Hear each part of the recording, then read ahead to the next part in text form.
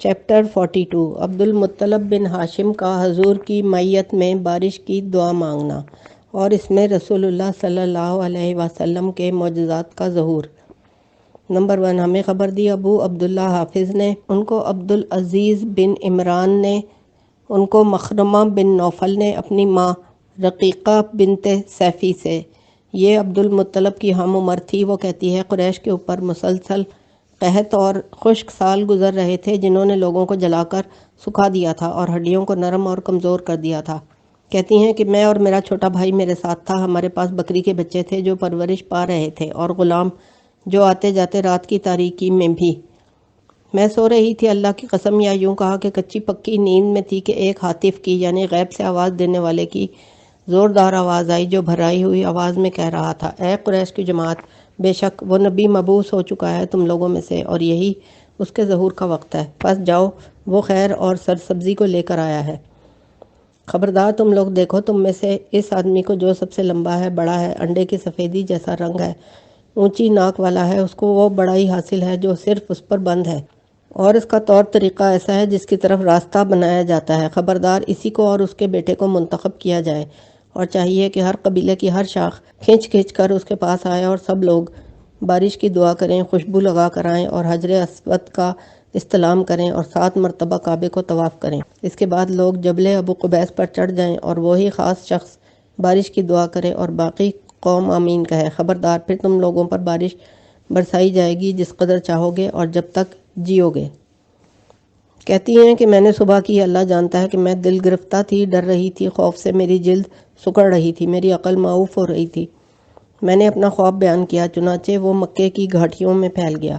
قسم ہے حرمت اور عزت کی اور حرم کی، مکے میں کوئی مکی باقی نہ رہا مگر سب نے کہا کہ اس خواب کے اندر جس شخص کی تصویر بتائی گئی ہے وہ شیت الحمد ہے۔ یہ عبد المطلب کی کنیت تھی۔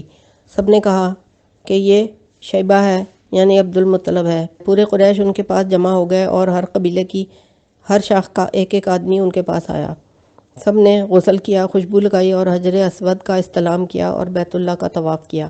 اس کے بعد سب کے سب جبل ابو قبیس پر چڑھ گئے، اور سب کے سب عبد المطلب کے گرد جمع ہونے لگے۔ سب لوگ کچھ بھی وقت ضائع کیے بغیر کسی تاخیر کے اس کے بعد پہاڑ کی چوٹی پر پہنچے۔ انہوں نے اللہ تعالیٰ کی بارگاہ میں عاجزی کی، جبکہ رسول اللہ بھی ان کے ساتھ تھے۔ وہ اس وقت جوانی کے قریب لڑکے تھے یا خود جوان تھے۔ اب عبد المطلب دعا کرنے کے لیے کھڑے ہوئے تو انہوں نے دعا کی۔ اگلی ہیڈنگ ہے حضور کے دادا عبد المطلب کی دعا۔ ترجمہ: اے اللہ، اے درست اور سچی دوستی کرنے والے، اے حقیقی مشکل کشائی کرنے والے، آپ ایسے حقیقت آگاہ ہیں جس کو بتانے کی ضرورت نہیں ہوتی۔ آپ ایسے ذمہ دار ہیں جو کسی سے زیادتی نہیں کرتے یا کسی کے ساتھ بخل نہیں کرتے۔ یہ لوگ تیرے بندے، تیرے غلام ہیں اور تیری بندیاں ہیں آپ کے حرم کے صحن میں۔ یہ آپ کی بارگاہ میں اپنی قحط سالی کی شکایت کرتے ہیں جس نے کٹھڑی اور کٹھڑ کو خشک کر دیا ہے، یعنی مویشی تک سوکھ گئے ہیں۔ اے اللہ، آپ ہم سب کی دعا قبول فرمائیے۔ اے اللہ، آپ بارش برسائیے، ایسی بارش جو سیراب کرنے والی ہو، سبزہ اگانے والی ہو۔ یہ لوگ دعا کر کے ابھی واپس بیت اللہ میں نہیں پہنچے تھے کہ آسمان اپنے پانی کے ساتھ پھٹ پڑا، یعنی خوب زوردار بارش ہو گئی جس نے اپنے سیلاب کے ساتھ وادی کو ڈھک دیا۔ میں نے قریش کی خاتون سے سنا جو عبد المطلب سے کہہ رہی تھی، مبارک ہو تیرے لیے ابو البطھا، مبارک ہو، یعنی تیری وجہ سے اہل بطھا زندہ ہیں۔ اور اسی واقعے پر رقیقہ نے شعر کہے تھے۔ ترجمہ: اللہ نے عبد المطلب کے سبب ہماری نہر میں بارش برسائی، ہم تو زندگی گم کر بیٹھے تھے اور بارش رواں ہو گئی۔ بادل نے پانی کی سخاوت کی ہے، دور دراز تک برسا ہے، قریب ہوا، پس اسی کے سبب شہروں نے اور درختوں نے زندگی پائی ہے۔ اللہ کی طرف سے سیلاب ہے، مبارک ہے اس کا پرندہ، یعنی اس کی خبر دینے والا، اور مضر والے جس دن اس کی بشارت دے گئے ہیں ان میں سے سب سے بہتر ہے، مبارک معاملے والا ہے وہ جس کے ذریعے بادل کو پانی پلایا گیا، لوگوں کے اندر اس کے برابر اور مثل کوئی بھی نہیں ہے مرتبے اور انعام میں۔ قحط سالی کے زمانے میں ہاتف غیبی کی آواز کہتی ہیں کہ قریش کے اوپر مسلسل کئی سال گزرے تھے جن میں دودھ والے جانوروں کے تھن سوکھ گئے تھے اور ہڈیاں نرم ہو گئی تھیں۔ اسی اثنا میں ایک دن میں کھڑی ہوئی تھی یا سوئی ہوئی تھی، اچانک میں نے آواز سنی کہ کوئی ہاتف غیبی بھرائی ہوئی آواز کے ساتھ چیخ رہا تھا۔ وہ کہہ رہا تھا کہ اے قریش کی جماعت، بے شک وہ نبی جو تمہارے اندر مبعوث ہونے والا ہے، تحقیق اس کے ایام تم پر سایہ کرنے آئے ہیں، اور یہی اس کے چمکنے کا وقت ہے، یا یہی اس کے ستاروں کے طلوع ہونے کا وقت ہے۔ لہٰذا زندگی اور سرسبزی کے لیے آ جاؤ۔ خبردار تم لوگ اپنے اندر اس شخص کو تلاش کرو جو معزز ہے، سب سے اچھا ہے، سب سے لمبا جسم، انتہائی سفید، لمبی پلکوں والا، گھنی بھووں والا، ہلکے رخسار والا، اونچی ناک والا۔ اس کی فضیلت اور بڑائی ایسی ہے کہ اس کا دروازہ اس پر بند کیا جاتا ہے، اور وہ شخص ایسی سنت اور طریقہ ہے جس کی طرف راستہ بتایا جاتا ہے۔ چاہیے کہ اس کو اور بیٹے کو منتخب کیا جائے، اور چاہیے کہ ہر قبیلے کی شاخ سے اس کی طرف ایک ایک آدمی آئے۔ چاہیے کہ پانی چھڑکیں یعنی غسل کریں اور خوشبو لگائیں، پھر حجر اسود کا استلام کریں، اس کے بعد جبل قبیس پر چڑھ جائیں اور وہ خاص شخص بارش کی دعا کرے اور باقی لوگ آمین کہیں۔ تم لوگوں پر بارش برسائی جائے گی جتنی چاہو گے۔ رقیقہ کہتی ہے کہ اللہ جانتا ہے کہ میں صبح سے حیران و پریشان تھی، میری جلد پر پھریر آ رہی تھی اور میرا دماغ معوف ہو چکا تھا۔ میں نے یہ خواب لوگوں کو بتایا۔ حرمت کی اور حرم کی قسم، کوئی مکہ کا باشندہ باقی نہیں رہا۔ میں نے کہا کہ ایسا شخص عبد المطلب ہے، اور قریش کے سوار اور پیادے سب اس کے پاس آئے، اور ہر قبیلے سے آدمی ان کے پاس آیا۔ انہوں نے غسل کیا، خوشبو لگائی، حجر اسود کا استلام کیا، اس کے بعد جبل ابی قبیس پر چڑھ گئے۔ جس قدر ان کے لیے ممکن ہوا جلدی جلدی عبد المطلب کے پاس پہنچنا شروع ہوئے۔ جب پہاڑی کی چوٹی برابر ہو گئی تو عبد المطلب دعا کے لیے کھڑے ہو گئے۔ ان کے ساتھ رسول اللہ صلی اللہ علیہ وآلہ وسلم بھی تھے، جو جوان لڑکے تھے یا جوانی کے قریب تھے۔ انہوں نے کہا، اے اللہ سچی دوستی والے، اے مشکل کشائی کرنے والے، آپ حقیقت سے خوب آگاہ ہیں بغیر کسی آگاہ کرنے والے کے، اور ایسے ذمہ دار ہیں جو کسی پر زیادتی نہیں کرتا۔ یہ تیرے ہی بندے اور غلام ہیں، اور تیری ہی بندیاں ہیں، تیرے حرم کے صحن میں حاضر ہیں۔ یہ اپنی قحط سالی کی شکایت کرتے ہیں جس نے مویشیوں کو ہلاک کر دیا ہے۔ اے اللہ تو بارش برسا، سبزی اگانے والی، سیراب کرنے والی۔ کعبے کی قسم، یہ لوگ واپس نہیں آئے تھے کہ آسمان پھٹ پڑا پانی کے ساتھ اور وادی بھر گئی سیلاب کے ساتھ۔ پھر میں نے قریش کے دو بزرگوں سے سنا، اور بڑوں سے یعنی عبداللہ بن جدعان اور حرب بن امیہ، ہشام بن مغیرہ سے۔ یہ لوگ عبد المطلب سے کہہ رہے تھے، اے ابو بطح، مبارک ہو تجھے، یعنی اہل بطح نے تیری وجہ سے زندگی پائی ہے۔ اور اس بارے میں رقیقہ نے کہا تھا، یعنی شعر کہے جو اوپر مذکور ہوئے ہیں ترجمے کے ساتھ۔ دوبارہ ملاحظہ کر لیں۔ چیپٹر 43۔ عبد المطلب بن ہاشم کا رسول اللہ پر شفقت کرنا، اور اس کا اپنی وفات کے وقت ابو طالب کو حضور کے ساتھ شفقت کرنے کی وصیت کرنا، بسبب اس کے جو انہوں نے حضور کی نشانیاں دیکھی تھی اور یہودی علماء سے آپ کے بارے میں جو باتیں سنی تھیں۔ نمبر 1، ہمیں خبر دی ابو عبداللہ محمد بن فضل بن نزیف نے، اس نے عباس بن عبد الرحمن ہاشمی سے، اس نے کندیر بن سعید سے، اس نے اپنے والد سے۔ وہ کہتے ہیں کہ میں نے دور جاہلیت میں حج کیا تھا۔ میں نے ایک آدمی کو دیکھا، وہ بیت اللہ کا طواف کر رہا تھا اور وہ یہ اشعار پڑھ رہا تھا، اے میرے رب، میرے جوان محمد کو میرے پاس واپس لوٹا، اے میرے رب اسے واپس لوٹا اور محمد پر احسان فرما۔ کہتے ہیں کہ میں نے پوچھا کہ یہ کون ہے؟ انہوں نے کہا کہ یہ عبد المطلب بن ہاشم ہے۔ اس نے اپنے بیٹے کو اونٹوں کی تلاش میں بھیجا تھا، جبکہ اس نے اسے کبھی کسی بھی کام کے لیے نہیں بھیجا تھا، مگر وہ ہمیشہ کامیاب آتے تھے، مگر اس مرتبہ وہ بہت لیٹ ہو گئے۔ کہتے ہیں کہ اس کے بعد زیادہ دیر نہیں ٹھہرے تھے کہ نبی کریم آ گئے، اور اونٹ بھی۔ عبد المطلب نے اسے سینے سے لگایا اور کہنے لگے، اے بیٹے، میں تیرے لیے بہت شدید گھبرا گیا تھا، اس قدر کہ میں اتنا شدید کسی چیز کے لیے نہیں گھبرایا۔ اللہ کی قسم، میں نے تجھے کبھی کسی کام سے نہیں بھیجا، اور اب تم کبھی بھی مجھ سے جدا نہ ہونا۔ اگلی ہیڈنگ ہے، اے اللہ سواری واپس کر دے۔ ہمیں خبر دی ابو عبداللہ حافظ نے، اس نے معاویہ بن حیدہ سے۔ وہ کہتے ہیں کہ حیدہ بن معاویہ جاہلیت میں عمرہ کرنے چلا۔ اس نے دیکھا کہ ایک شخص بیت اللہ کا طواف کر رہا ہے اور یہ کہہ رہا ہے، اے میرے رب، میرے سوار محمد کو میری طرف واپس لوٹا، اسے میری طرف لوٹا اور یوں مجھ پر احسان فرما۔ میں نے پوچھا کہ یہ شخص کون ہے؟ لوگوں نے کہا کہ یہ قریش کا سردار ہے اور یہ سردار کا بیٹا ہے، یہ عبد المطلب بن ہاشم بن عبد مناف ہے۔ میں نے پوچھا کہ محمد اس کا کیا لگتا ہے؟ لوگوں نے بتایا کہ وہ اس کا پوتا ہے، وہ اسے سب سے زیادہ پیارا ہے، اس کے بہت سارے اونٹ ہیں۔ جب کوئی اونٹ بھٹک جاتا ہے اپنے بیٹوں کو بھیجتے ہیں ان کی تلاش میں، جب اس کے بیٹے تلاش سے عاجز آ جاتے ہیں تو یہ پوتے کو بھیجتے ہیں، اسے اس نے بھٹکنے والے اونٹ کی تلاش میں بھیجا تھا جس کی تلاش سے اس کے بیٹے عاجز آ گئے تھے، مگر وہ خود بھی نہیں آئے تو یہ کہنے لگے اللہ کی قسم میں بھی مکہ میں نہیں رہوں گا یہاں تک کہ محمد آ جائے اونٹ لے کر۔ نمبر 3 ہمیں خبر دی محمد بن عبداللہ حافظ نے محمد بن اسحاق بن یسار سے، وہ کہتے ہیں کہ رسول اللہ اپنے دادا عبد المطلب کے ساتھ تھے۔ مجھے بات بیان کی عبداللہ بن معبد نے اپنے بعض اصل سے۔ اگلی ہیڈنگ رسول اللہ عبد المطلب کی مسند پر، وہ کہتے ہیں کہ رسول اللہ کے دادا عبد المطلب کے لیے سائے تلے گدا بچھایا جاتا تھا، ان کے بیٹوں میں سے اس کے اوپر کوئی نہیں بیٹھتا تھا ازراہ اکرام اور احترام، مگر رسول اللہ آتے اور اس کے اوپر بیٹھ جاتے تھے۔ چچاؤں میں سے کوئی آتا تو آپ کو جھڑکتا کہ بڑوں کی مسند پر نہ بیٹھا کریں، مگر آپ کے دادا عبد المطلب یہ کہتے کہ چھوڑو میرے بیٹے کو بیٹھنے دو، اور وہ آپ کی پیٹھ پر ہاتھ پھیرتے رہتے تھے اور کہتے تھے کہ میرے اس بیٹے کی ایک شان ہے، یعنی اس کا اپنا ایک مقام ہے۔ حضور 8 سال کے تھے کہ دادا عبد المطلب کا انتقال ہو گیا، یہ عام الفیل سے 8 سال بعد کی بات ہے۔ اگلی ہیڈنگ ابو طالب کو وصیت۔ ابن اسحاق نے کہا کہ عبد المطلب نے ابو طالب کو وصیت کی تھی لوگوں کے گمان کے مطابق ابو طالب کو رسول اللہ کے بارے میں۔ یہ اس لیے ہوا کہ عبداللہ اور ابو طالب ایک ماں سے تھے۔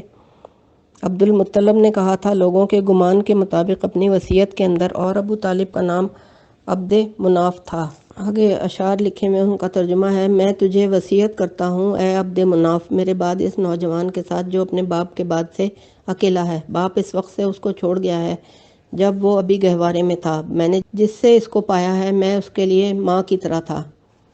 کچھ اور اشعار بھی مذکور ہوئے ہیں، ان میں اس نے یہ کہا تھا، بلکہ میں اس کے بارے میں پر امید ہوں کہ وہ ہدایت دینے والا ہوگا۔ میں اس کو اپنے پروردگار کا بہت بڑا علم والا سمجھتا ہوں کہ ہوگا یہ جوان اہل نجد کا سردار ہوگا، بڑے بڑے مضبوط لوگوں پر غالب آئے گا۔ عبد المطلب نے وصیت میں یہ بھی کہا تھا، ترجمہ، میں وصیت کرتا ہوں اس کو میں نے جس کی کنیت طالب رکھی ہے، نام اس کا عبد مناف ہے اور وہ خوب تجربہ کار ہے۔ وصیت اپنے بیٹے کے بارے میں کی ہے جو یتیم ہے۔ کچھ مزید اشعار بھی ذکر کیے گئے ہیں، ان کے اندر اس نے کہا تھا، میں نا امید نہیں ہوں بلکہ پر امید ہوں کہ اللہ تعالیٰ واہب کا قول سچا کرے گا محمد کے بارے میں، اور وہ آل غالب میں فضیلت اور برتری پائے گا۔ اگلا ترجمہ ہے، میں نے ہر بڑے عالم سے اور ہر لکھنے والے سے بڑی عجیب بات سنی ہے کہ یہ محمد قیادت کرے گا مثل حکمرانوں کے، ہر اس شخص کی جو وادی بطحا میں آباد ہوگا، مثل قد اور بڑے آدمی کے، اور ان لوگوں کی بھی قیادت کرے گا جو رجوع کرے گا نیک کاموں کی طرف، خواہ وہ حرم کی حدود کے اندر رہنے والے ہوں یا باہر رہنے والے ہوں۔ چیپٹر 44 وہ اخبار جو وارد ہوئیں نبی کریم کے ابو طالب کے ساتھ خروج کے بارے میں جب وہ شام کی طرف تجارت کی نیت سے نکلے تھے، اور بحیرہ راہب کا حضور کی صفت اور نشانیوں کو ملاحظہ کرنا جن سے اس نے استدلال کیا تھا کہ یہ وہی نبی ہے ان کی کتب میں جس کا وعدہ کیا گیا ہے صلی اللہ علیہ وآلہ وسلم۔ نمبر 1 ہمیں خبر دی ابو القاسم طلحہ بن علی بن سقر بغدادی نے، ان کو یونس بن ابو اسحاق نے، ان کو ابو بکر بن ابو موسیٰ نے، ان کو ابو موسیٰ نے۔ وہ کہتے ہیں ابو طالب شام کی طرف روانہ ہوئے اور رسول اللہ بھی ان کے ساتھ تھے، قریش کے چند دیگر شیوخ کے ساتھ۔ جب یہ راہب کے سامنے پہنچے تو یہ اتر پڑے، پڑاؤ کیا، پلان وغیرہ اتارے، اور راہب نکل کر ان کی طرف آیا، اور وہ لوگ اس سے قبل بھی وہاں اس کے پاس اترتے رہتے تھے۔ اس نے کبھی ان کی طرف التفات نہیں کیا تھا اور نہ کبھی ان کے پاس اتر کر آیا تھا۔ یہ لوگ اپنے پلان وغیرہ اتار رہے تھے اور وہ راہب ان کے بیچ میں پھر رہا تھا۔ اگلی ہیڈنگ ہے، راہب نے کہا یہی رسول مبعوث ہیں، حتیٰ کہ اس نے آ کر رسول اللہ کا ہاتھ پکڑ لیا اور کہنے لگا کہ یہ شخص سارے جہانوں کا سردار ہے، سید العالمین کا رسول ہے، یہی وہ شخص ہے جس کو اللہ تعالیٰ سارے جہانوں کے لیے رحمت بنا کر بھیجیں گے۔ چنانچہ قریش کے شیوخ نے اس راہب سے کہا، آپ کو کیسے علم ہوا ہے ان باتوں کا؟ اس نے بتایا کہ بے شک تم لوگ جب گھاٹی سے ظاہر ہوئے تھے، یہ جس درخت سے گزرا یا پتھر سے گزرے وہ اس کے سامنے سجدے میں گر گیا ہے، اور درخت اور پتھر نہیں سجدہ کیا کرتے مگر نبی کے لیے، اور بے شک میں اس کو پہچانتا ہوں، مہر نبوت ہے اس کے کندھے کی نرم ہڈی کے نیچے سیب کی مثل۔ اس کے بعد وہ چلا گیا، اس نے جا کر ان کے لیے کھانا تیار کیا، اور جب اس کو لے کر وہ ان کے سامنے آیا، حضور اونٹوں کو چرانے والوں میں گئے ہوئے تھے۔ اس نے کہا اس کو بلاؤ۔ جب حضور وہاں سے واپس آئے تو آپ کے اوپر ایک بادل سایہ کر کے آ رہا تھا۔ راہب نے کہا کہ دیکھو اس پر بادل سایہ کر رہا ہے۔ جب حضور لوگوں کے قریب آئے، حضور نے دیکھا کہ سب لوگ حضور سے قبل سائے میں بیٹھ چکے ہیں۔ حضور جب بیٹھے تو درخت کا سایہ حضور کی طرف جھک آیا۔ راہب نے کہا دیکھو ذرا درخت کے سائے کو کہ وہ اس پر مائل ہو گیا ہے۔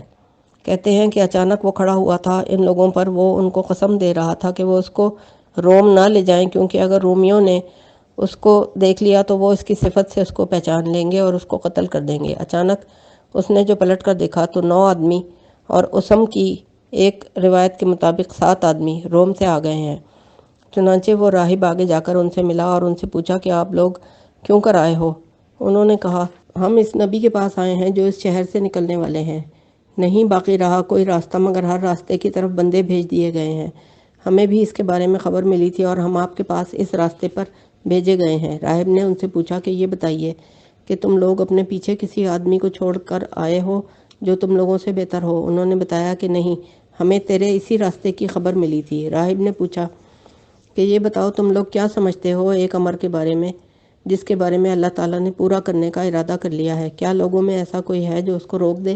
انہوں نے کہا نہیں۔ راہب نے کہا پھر تم لوگ اس کے تابع ہو جاؤ اور اس کے ساتھ اقامت کرو۔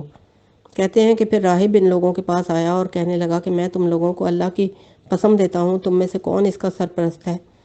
لوگوں نے بتایا کہ ابو طالب۔ وہ بار بار اس کو قسم دینے لگا یہاں تک کہ اس نے حضور کو واپس بھیج دیا اور ان کے ساتھ ابو بکر نے بلال کو بھیج دیا اور راہب نے حضور کے ساتھ زاد سفر گھی اور کمک دیا۔ ابو العباس نے کہا کہ میں نے عباس سے سنا وہ کہتے تھے کہ دنیا میں کوئی مخلوق نہیں جو اس روایت کو بیان کرے سوائے قراد کے، اور اس کو قراد سے سنا احمد نے اور یحییٰ بن معین نے۔ میں کہتا ہوں کہ سوائے اس کے نہیں کہ اس نے اس کے ساتھ ارادہ کیا ہے اس اسناد کے موصول ہونے کا۔ بہرحال یہ قصہ اہل مغازی کے ہاں مشہور ہے۔ نمبر 2، ہمیں خبر دی ابو عبداللہ حافظ نے، ان کو محمد بن اسحاق نے کہ ابو طالب نے رسول اللہ سے کہا تھا کہ وہ اس کے ساتھ رہیں۔ پھر ابو طالب نے ایک قافلے میں تجارت کی غرض سے شام کے ملک جانے کا ارادہ کیا۔ جب وہ روانگی کے لیے تیار ہو گئے اور روانہ ہونے لگے تو رسول اللہ اس کو چمٹ گئے اور انہوں نے چچا کی اونٹنی کی مہار پکڑ لی اور کہنے لگے اے چچا جان، آپ مجھے کس کے حوالے کر کے جا رہے ہیں؟ نہ میرا باپ ہے نہ ماں ہے۔ لہٰذا ابو طالب کو ان پر ترس آ گیا اور کہنے لگا کہ میں بالضرور ان کو ساتھ لے کر جاؤں گا، یہ مجھ سے جدا نہیں ہوں گے، میں ان سے جدا نہیں ہوں گا ہمیشہ کے لیے یا جیسے بھی کہا ہوگا۔ کہتے ہیں ابو طالب نے حضور کو اپنے ساتھ لے لیا۔ جب قافلہ مقام بصرہ شام کی سرزمین پر اترا، وہاں ایک راہب رہتا تھا، اسے بحیرہ کہتے ہیں۔ وہ اپنے گرجے میں رہتا تھا اور وہ اہل نصرانیت میں سب سے زیادہ علم والا تھا۔ اس گرجے کے اندر کبھی ایسا راہب نہیں ہوا تھا جس کا علم اس جیسا ہوا ہو، گویا کہ وہ سب سے قابل عالم تھا۔ ان کے دعوے کے مطابق پشت در پشت وہ اس علم کے وارث آ رہے تھے۔ جب قریش کا یہ قافلہ اس سال بحیرہ کے ہاں اترا اور اس سے پہلے اکثر قافلے گزرتے رہتے تھے، نہ وہ ان لوگوں سے ملتا نہ بات کرتا نہ ہی ان کی طرف توجہ کرتا تھا، مگر اس سال جب یہ لوگ اس کے گرجے کے قریب اترے تو اس نے باقاعدہ ان کی دعوت کی، ان کے لیے کھانا تیار کیا۔ ان لوگوں کے گمان کے مطابق یہ سب کچھ اس نے اس لیے کیا تھا کہ اس نے اپنے گرجے کے اوپر سے کچھ دیکھا تھا۔ قافلے کے اندر جب قافلہ آ رہا تھا اور اس نے سفید بادل دیکھا تھا جو لوگوں کے اندر اسی محمد پر سایہ کیے ہوئے تھا۔ اس کے بعد وہ آ کر گرجے کے قریب ایک درخت کے سائے تلے اترے تو اس نے دیکھا کہ وہ بادل اسی درخت پر سایہ کیے ہوئے تھا اور درخت کی ٹہنیاں رسول اللہ پر جھک آئی تھی، اس قدر کہ آپ نے ان سے سایہ حاصل کیا۔ بحیرہ راہب نے جب یہ منظر دیکھا تو وہ اپنے گرجے سے نیچے اتر آیا، اسی وجہ سے اس نے کھانا تیار کروایا۔ پھر ان کے پاس پیغام بھیجا کہ میں نے آپ لوگوں کے لیے کھانا تیار کروایا ہے اے قریشیو، اور میں چاہتا ہوں کہ تم لوگ سب کے سب کھانے پر آؤ، چھوٹے بھی بڑے بھی آزاد بھی غلام بھی۔ ایک آدمی نے ان سے پوچھا اے بحیرہ، آج آپ کی جو خاص بات ہے کیوں ہے؟ ہم تو پہلے بھی گزرتے رہتے تھے کثرت کے ساتھ، آج کیا بات ہے؟ بحیرہ نے جواب دیا کہ تم سچ کہتے ہو، بات یہی ہے جو آپ کہہ رہے ہو، مگر تم لوگ مہمان ہو، میں تمہارا اکرام کرنا چاہتا ہوں اور میں نے کھانا تیار کروایا ہے تاکہ تمہارے سب لوگ کھا لیں۔ چنانچہ وہ سب لوگ پہنچے مگر رسول اللہ پیچھے رہ گئے لوگوں میں سے، لوگوں کے سامان میں اپنی کم عمری کی وجہ سے درخت تلے۔ بحیرہ نہ دیکھا قوم کے اندر اور وہ صفت نہ دیکھی جس کو وہ پہچان رہا تھا اور حضور کے ساتھ دیکھ رہا تھا، تو اس نے کہا اے قریش کی جماعت، کیا تم سب آ گئے ہو یا پیچھے کوئی بھی نہیں رہا؟ انہوں نے بتایا کہ جی ہاں اے بحیرہ، ہم میں سے پیچھے کوئی بھی نہیں، جس کا آنا ضروری تھا، بس ایک لڑکا سامان میں رہ گیا ہے، وہ کم عمر ہے، سامان میں بیٹھا ہے۔ اس نے کہا کہ ایسا نہ کرو، اس کو بھی بلا لو، وہ تمہارے ساتھ کھانے میں حاضر ہو جائے۔ قریش میں سے ایک آدمی جو قوم کے ساتھ تھا کہا، لات اور عزا کی قسم، بے شک یہ بھی ملامت بن گیا ہے ہمارے لیے، ابن عبداللہ بن عبد المطلب، کہ وہ کھانے سے پیچھے رہ گیا ہے۔ کہتے ہیں کہ وہ شخص گیا اور اس کو اپنے ساتھ لے آیا اور لوگوں کے ساتھ بٹھا دیا۔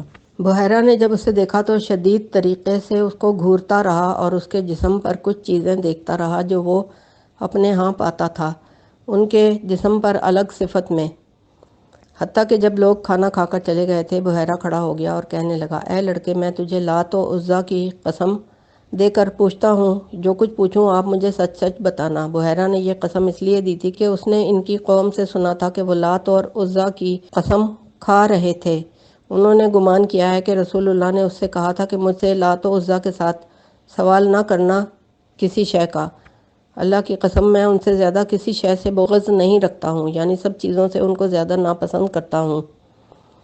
بحیرہ نے کہا، اچھا، میں آپ کو اللہ کی قسم دے کر پوچھتا ہوں کہ میں جو پوچھوں گا آپ سچ سچ بتائیں گے۔ حضور نے فرمایا کہ اچھا، آپ جو چاہیں پوچھیں۔ اب اس نے سوال کرنے شروع کیے، کئی چیزوں کے بارے میں، آپ کے حال میں سے، آپ کی پسند کے بارے میں، صورت شکل کے بارے میں، کیفیت کے بارے میں، دیگر امور کے بارے میں۔ حضور نے بھی جواب دینا شروع کیے۔ اس کے جوابات اس کے مطابق ہوتے گئے جو بحیرہ کے پاس حضور کی صفات تھیں۔ اس کے بعد اس نے آپ کی پیٹھ کی طرف دیکھا، اس کو مہر نبوت نظر آئی دونوں کندھوں کے درمیان، اپنے مقام پر جو صفت اس کے پاس لکھی ہوئی تھی۔ جب وہ سوال جواب کر چکا تو پھر ان کے چچا ابو طالب کی طرف متوجہ ہوا۔ اس نے پوچھا کہ یہ لڑکا آپ کا کیا لگتا ہے؟ اس نے بتایا کہ یہ میرا بیٹا ہے۔ بحیرہ نے کہا کہ نہیں، یہ آپ کا بیٹا نہیں ہے، میرے علم کے مطابق تو اس کا باپ مر چکا ہے۔ اس نے بتایا کہ واقعی یہ میرا بھتیجا ہے۔ اس نے پوچھا کہ اس کے باپ کا کیا ہوا؟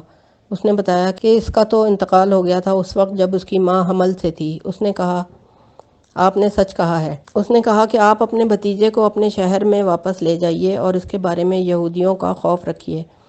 اللہ کی قسم، اگر انہوں نے اس کو دیکھ لیا اور پہچان لیا جو کچھ میں نے پہچانا ہے تو وہ اس کو نقصان پہنچائیں گے۔ آپ کے اس بھتیجے کی ایک خاص حالت ہونے والی ہے، لہٰذا آپ فوراً اس کو اپنے شہر میں لے جائیے۔ چنانچہ آپ کے چچا ابو طالب آپ کو جلدی واپس لے آئے جیسے تجارت سے فارغ ہوئے۔ شام میں لوگوں نے یہ بھی گمان کیا ہے، اس میں جو لوگ باتیں کرتے ہیں کہ زبیر اور تمام اور دریس جو کہ اہل کتاب میں سے ایک گروہ تھے، انہوں نے اس سفر میں جب آپ چچا ابو طالب کے ساتھ تھے، ان لوگوں نے رسول اللہ میں کچھ باتیں دیکھی تھیں اور انہوں نے حضور کو نقصان پہنچانے کا ارادہ کیا تھا، مگر بحیرہ راہب نے حضور سے روکا تھا اور ان کو اللہ سے ڈرایا اور ان کو وہ یاد دلایا تھا جو وہ حضور کا ذکر تورات میں پاتے تھے، اور ان کو کہا تھا کہ اگر تم ان کو نقصان پہنچانے کا طے بھی کر لو تو بھی تم اس تک نہیں پہنچ سکو گے، یہاں تک کہ انہوں نے وہ سمجھ لیا جو کچھ اس نے سمجھایا تھا اور انہوں نے اس کی تصدیق کی تھی اس کے بارے میں جو کچھ اس نے بتایا،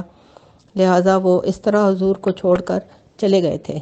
لہٰذا ابو طالب نے اس بارے میں شعر کہے تھے جس میں وہ رسول اللہ کے ساتھ اپنے سفر کا ذکر کرتے ہیں اور یہودیوں کی اس جماعت نے جو ارادہ کیا تھا اور اس بارے میں ان کو بحیرہ راہب نے جو کچھ کہا تھا۔ ابن اسحاق نے اس بارے میں 3 قصیدے ذکر کیے ہیں۔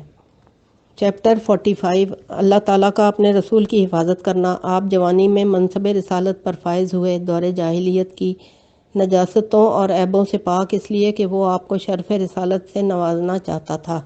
نمبر 1 ہمیں خبر دی ابو عبداللہ حافظ نے، ان کو یونس بن بکیر نے۔ وہ کہتے ہیں کہ ابن اسحاق نے کہا، رسول اللہ جوان ہو گئے، اللہ تعالیٰ ان کی نگرانی اور حفاظت کر رہے تھے جاہلیت کی گندگیوں، کمزوریوں اور عیبوں سے، اس لیے کہ وہ آپ کو نبوت اور رسالت کے منصب سے عزت بخشنا چاہتے تھے، اور وہ اس وقت اپنی قوم کے دین پر تھے جہاں تک کہ آپ بالغ ہو گئے، اس صورت میں کہ وہ اپنی قوم کے افضل آدمی بن گئے، اخلاق اور مروت کے اعتبار سے ان سب سے احسن تھے، اپنے خلق کے لحاظ سے اکرم اور شریف ترین تھے، ان سب سے میل جول اور معاشرت کے اعتبار سے پڑوسیوں کے ساتھ جن کا رویہ احسن تھا، ان سب سے اخلاق میں عظیم نہیں بلکہ اعظم تھے، بات کے اعتبار سے صادق نہیں بلکہ اصدق تھے، امانت داری کے لحاظ سے عظیم نہیں اعظم تھے، فحش کاموں سے اور ان اخلاق سے جو مردوں کو میلا کر دیتے ہیں سب سے زیادہ بعید تھے، اپنی طبعی پاکیزگی اور شرافت کی وجہ سے اس قدر کہ آپ کی قوم کے اندر آپ کا اگر کوئی نام پڑ گیا تھا تو وہ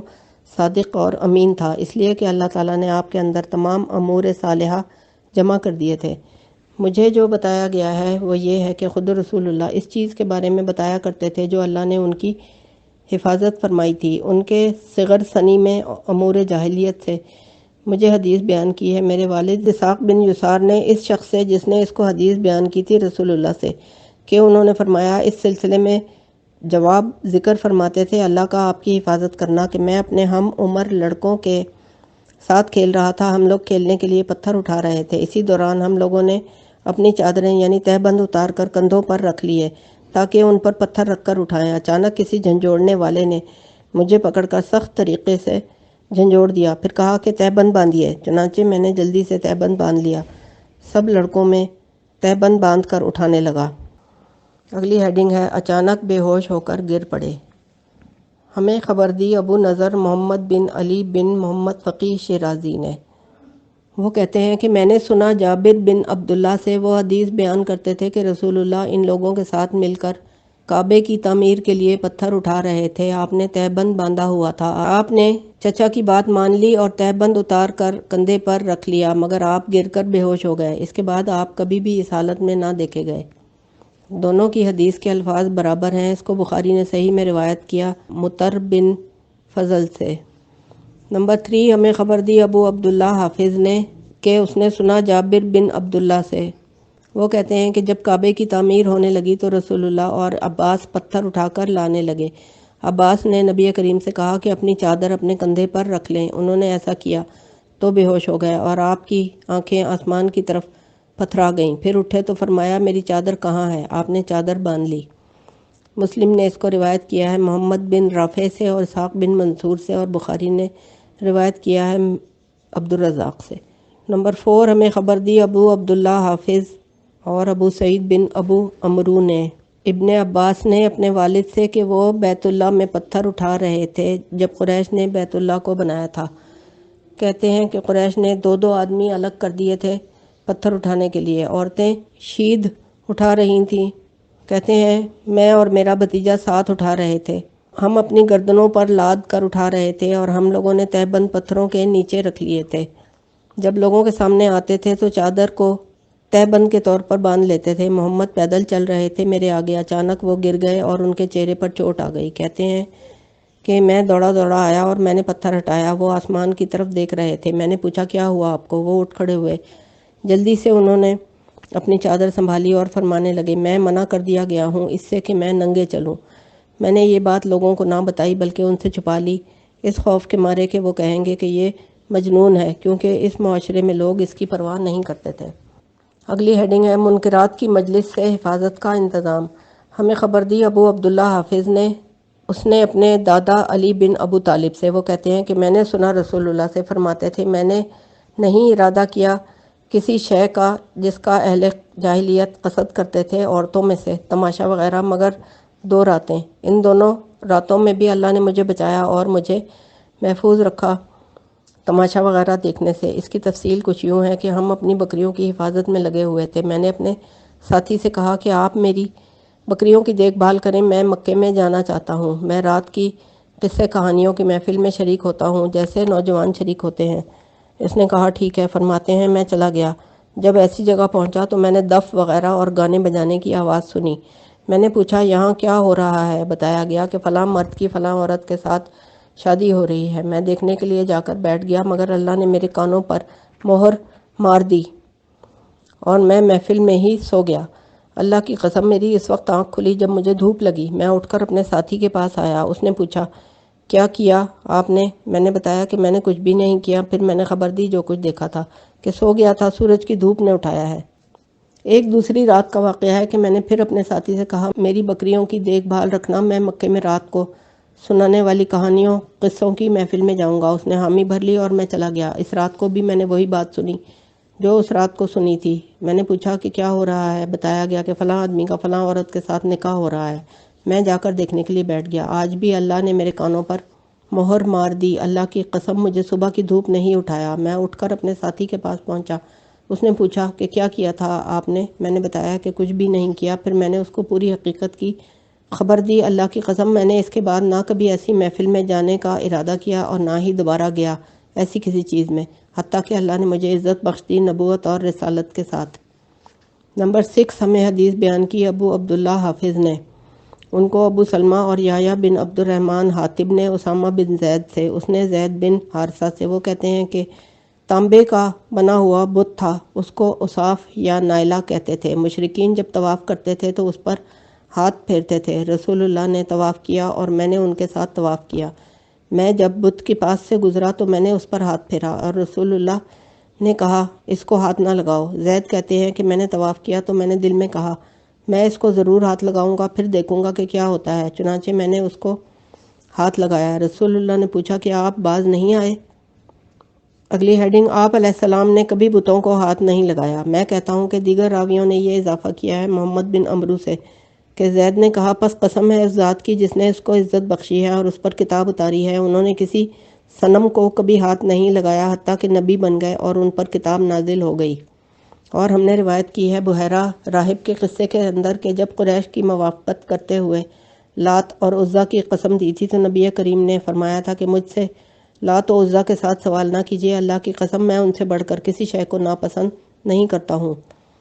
نمبر 7 ہمیں خبر دی علی بن احمد بن عبدان نے، اس نے جابر بن عبداللہ سے، وہ کہتے ہیں کہ رسول اللہ مشرکین کے ساتھ ان کے جمع ہونے کی جگہوں پر جایا کرتے تھے۔ کہتے ہیں کہ انہوں نے اپنے پیچھے 2 فرشتوں کی آواز سنی کہ ایک دوسرے سے کہہ رہا ہے ہمیں لے کر چلو کہ ہم رسول اللہ کے پیچھے کھڑے ہوں گے۔ دوسرے نے جواب دیا کہ ہم ان کے پیچھے کیسے کھڑے ہوں گے، ان کے تھوڑا سا آگے تو بتوں کا استلام ہوتا ہے۔ کہتے ہیں حضور نے جب سے یہ سنا اس کے بعد سے مشرکین کے مشاہد اور محافل میں کبھی نہ گئے۔ ابو القاسم نے کہا کہ جابر کو قول کی تفسیر کے سوائے اس کے انقاب سے استلام اصنام کا مطلب یہ کہ وہ ان لوگوں کے ساتھ موجود ہوتے ہیں جنہوں نے اصنام کا استلام کیا ہے، مطلب یہ کہ وہ ان لوگوں کے ساتھ موجود ہوئے ہیں جنہوں نے اصنام کا استلام کیا ہے، اور یہ واقعہ آپ کے اوپر نزول سے قبل کا ہے۔